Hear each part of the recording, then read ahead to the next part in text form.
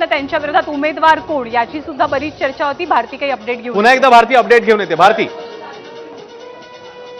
अश्विन, आता MMR region मधनं update आहे, पालघर मधनं अपडेट आहे आणि शिवसेना उभाठा गटाच्या भारती कांबडी आघाडीवर आहे. ही सुद्धा पुन्हा एकदा भुवया उंचावायला लावणाऱ्या अशा पद्धतीचं अपडेट आहे. मात्र आता आघाडी भारती कांबडी यांची. इंटरेस्टिंग लढाई होती ज्ञानाला तिकडे पण, कारण पालघरमध्ये बहुजन विकास आघाडी, त्यासोबतच महायुती आणि महाआघाडी आणि भारती कांबडी, महायुतीच्या भारती कांबडी यांनी आघाडी घेतलेली. MMR रिजन मध्ये 10 जागा आहेत. म्हणजे महायुतीनं विश्वास व्यक्त केला की 10 पैकी 10 जागा या आमच्या खात्यात असतील. पण सध्याचं चित्र महायुतीच्या फेवरमध्ये फारसं मुंबईसाठी तरी दिसत नाहीये.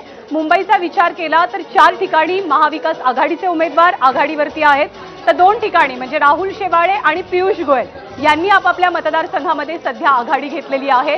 पालघरमध्ये सुद्धा ठाकरे गटाच्या भारती कांबडी या आघाडीवरती असल्याचं चित्र आहे. आणखी काही कल येतात. पंतप्रधान नरेंद्र मोदींनी सुद्धा आघाडी घेतली. अश्विन, भारती काही अपडेट घेऊन आलेली आहे. भारतीकडनं आपण अपडेट जाणून घेऊयात.